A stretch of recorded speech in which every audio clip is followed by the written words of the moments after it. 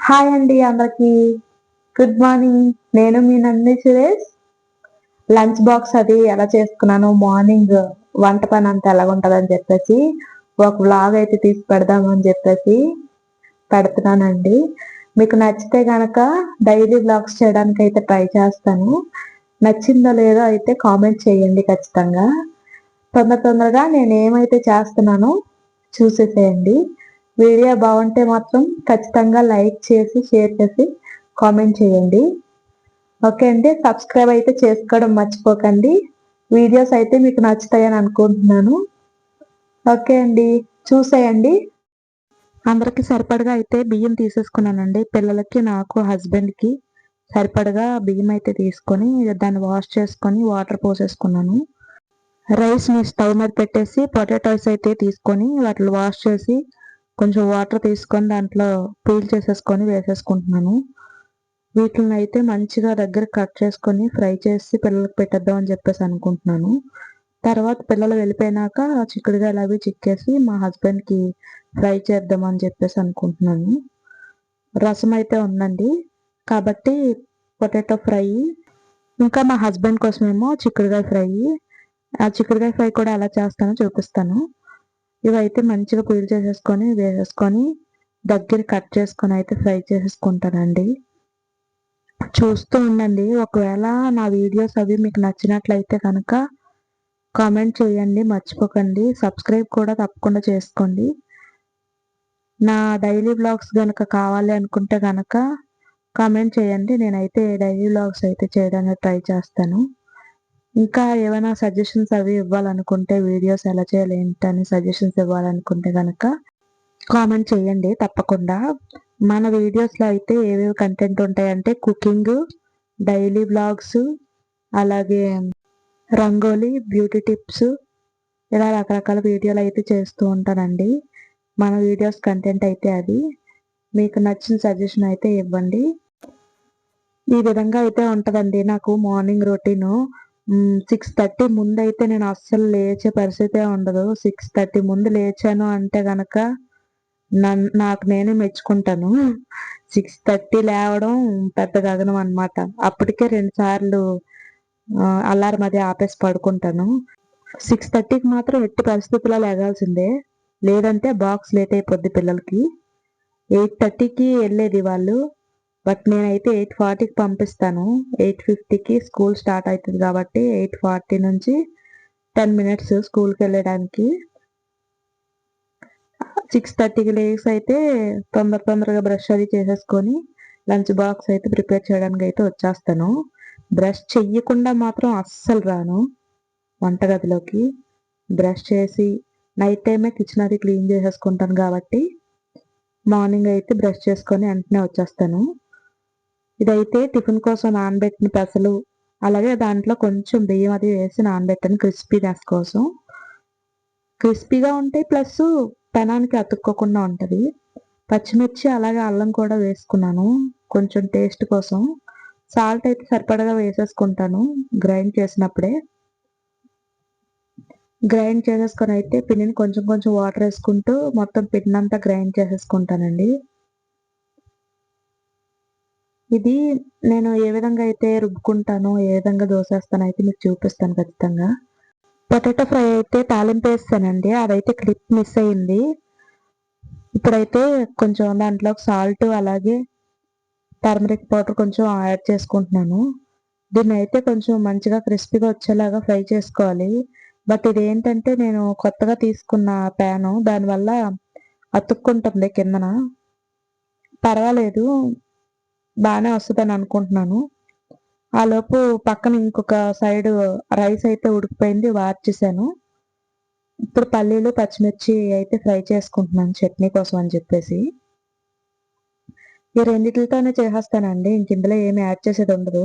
ఒక 2 వెల్లుల్లి రెబ్బలు, తర్వాత ఏమో కొంచెం జీలకర్ర, ఉప్పు యాడ్ చేసి గ్రైండ్ చేసుకుంటాను చట్నీ.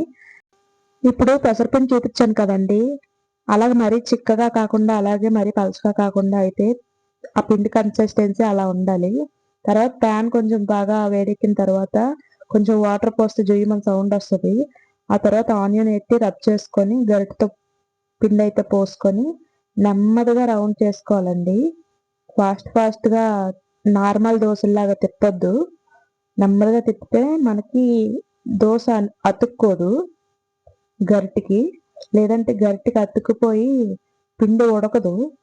ఇలా అయితే మనకి టిఫిన్ షాప్స్‌లో లాగా వస్తది పెసరట్టు.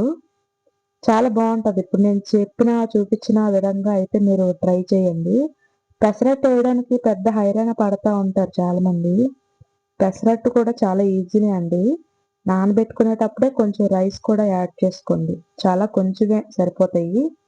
అది కాలినంత వరకు కూడా అలాగే వదిలేస్తే ఇప్పుడు తిరగేసుకోవాల్సిన పని లేదండి. దీనికి వన్ సైడ్ కాలితే సరిపోద్ది. చక్కగా మీడియం ఫ్లేమ్‌లో పెట్టుకొని మంచిగా కాల్చుకుంటే అదే తేలిపోతది దోస.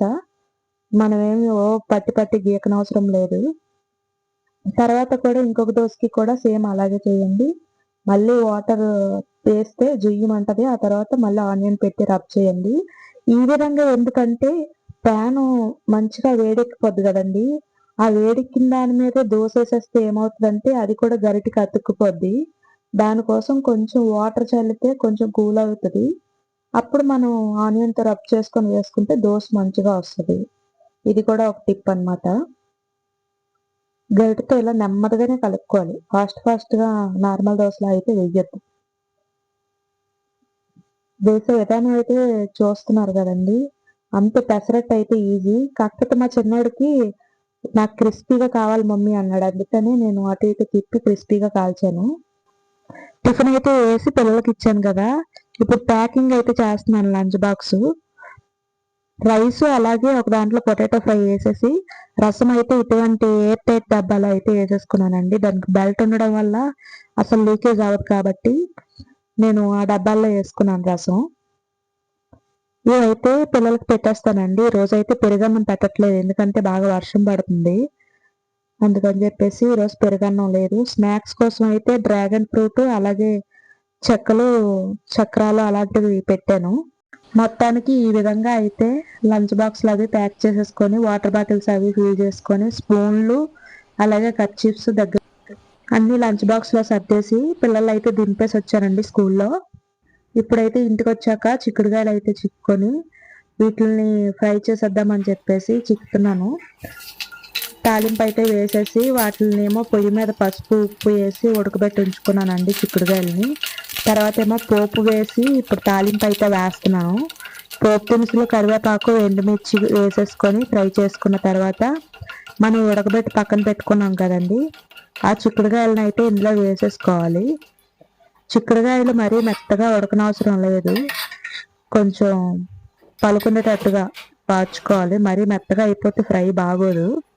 ఏ విధంగా అయితే చూపిస్తానో ఆ విధంగా ఈ మాత్రం ఉడికితే సరిపోద్ది చిక్కుడుకాయలు. వీటినైతే ప్యాన్లో తిరగేసేసి వాటిని మంచిగా కొంచెం ఫ్రై అవనివ్వాలి. మనం ఉప్పు అలాగే పసుపు వేసి ఉడకపెట్టుకున్నాం కాబట్టి దీంట్లో పెద్దగా సాల్ట్ అయితే పడదు. చూసుకొని యాడ్ చేసుకోవాలి. ఇప్పుడైతే సాల్ట్ ఏమి యాడ్ చేయకండి ఫ్రై అయినప్పుడు.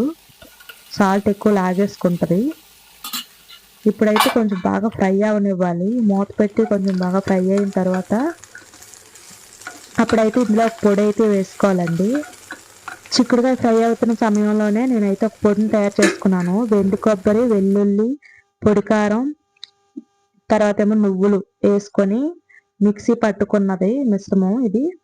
దాన్ని అయితే చిక్కుడుకాయలు కొంచెం బాగా ఫ్రై అయినప్పుడు ఆ పొడిని అయితే వేసేసుకొని సాల్ట్ ఇప్పుడు కొంచెం వేసుకొని ఆ పొడికి సాల్ట్ కావాలి కాబట్టి చప్పదనం లేకుండా కొంచెం సాల్ట్ని అయితే వేసేసుకొని ఇప్పుడైతే కొంచెం 2 నిమిషాలు ఫ్రై చేసుకుంటే ఆ పొడి కూడా వేగుతుంది. మరీ ఎక్కువగా వేపకూడదు. ఎందుకంటే మళ్ళీ ఎండు కొబ్బరిలోంచి ఆయిల్ రిలీజ్ అయిపోద్ది.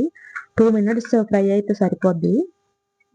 మంచి టేస్ట్ అయితే ఉంటుందండి ఫ్రై.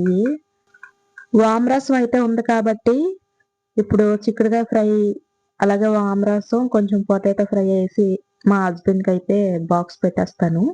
నాకైతే చిక్కుడుకాయ ఫ్రై ఒక్కటి ఉన్నా సరే చాలు. ఎందుకంటే యమ్మీగా నేను దాంతోనే కలిపేసుకొని తినేస్తాను. మన విజయవాడలో అయితే ఇలా చేసుకుంటారు ఎక్కువ. మన వైజాగ్ సైడ్ అయితే కనుక తెలీదు అనుకుంటున్నాను నేను కొంతమందికి. ఇటు సైడ్ ఉండి వెళ్ళిన వాళ్ళైతే తెలుసుకుంటారు. ఈ విజయవాడలో అయితే ఎక్కువ చేస్తారండి ఇలాగా ఫ్రైస్ అవిని. ఈ టైప్‌లో చేస్తారు. నాకైతే దీంతో పాటు కాకరకాయ ఫ్రై, అలాగే చామదుంపల ఫ్రై కూడా బాగా ఇష్టం. వాటిలకి కూడా సేమ్ ఇదే పొడేస్తారు. ఇంకా కొన్ని ఫ్రైలకైతే ఇంకా వేరే పొడులు. మన ముందు ముందు వంటల్లో అయితే అవి కూడా చేసి చూపిస్తాలెండి.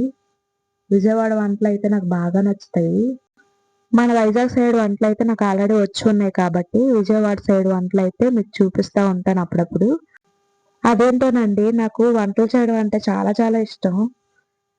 నేనైతే చాలా చేసుకొని తింటాను. వంటలు చేసుకోవడం, హెల్తీగా చేసుకొని తినడం, అలాగే రకరకాల ఐటెమ్స్ వండడం. వంట అంటే నాకిష్టం. వంట తప్ప తక్కిన పనులన్నీ కూడా నాకంతగా ఇష్టం ఉండదు. వంట మాత్రం ఇష్టంగా చేస్తాను. వంట మాత్రం అసలు చిరాకు రాకుండా ఉంటది నాకైతే ఎప్పుడు.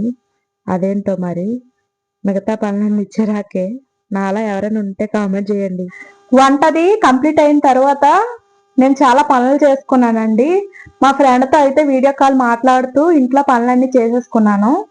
ఇంట్లో పనులన్నీ కంప్లీట్ అయిన తర్వాత నీట్‌గా స్నానం అది చేసి రెడీ అయ్యి రీల్స్ అయితే చేశానండి. ఇన్‌స్టాగ్రాము అలాగే యూట్యూబ్‌లో రీల్స్ అయితే చేసుకున్నాను. 12-3 వరకు నాకు ఫ్రీ టైమ్ అయితే ఉంటది. ఆ టైంలోనే ఎడిటింగు, వీడియోస్ చేసుకోవడం అవి చేసుకుంటాను. మిగతా టైంలో అయితే నా పని ఉంటది కాబట్టి నా ఇంట్లో పనంతా చేసుకుంటాను. గెట్ రెడీ విత్ మీ చేస్తారు కదండీ! గెట్ రెడీ విత్ మీ కావాలంటే గనక కామెంట్‌లో కామెంట్ చేయండి. అది కూడా నేను వీడియోస్ చేసి పోస్ట్ చేస్తాను. నేను రీల్స్‌కి ఎలా అయితే రెడీ అవుతానో అన్నది గెట్ రెడీ విత్ మీ చేయమంటే గనక చేస్తాను. నా దగ్గరున్న సింపుల్ జ్యువెలరీతో అలాగే నా దగ్గరుండే కొన్ని కొన్ని శారీస్‌తో మంచిగా రెడీ అయితే అయ్యి రీల్స్ అవి చేస్తానండి. ఒకవేళ నేను రెడీ అయ్యేది అంతా మీకు నచ్చింది అంటే గనక గెట్ రెడీ విత్ మీ చేయమంటే గనక నేను చేస్తాను. వ్లాగ్‌నైతే చూసారు కదండీ! ఈ వ్లాగ్‌నైతే ఇంతటితో ఆపేస్తున్నాను. మరొక మంచి వీడియోతో కలుసుకుందాం. ఓకే అండి. బాయ్.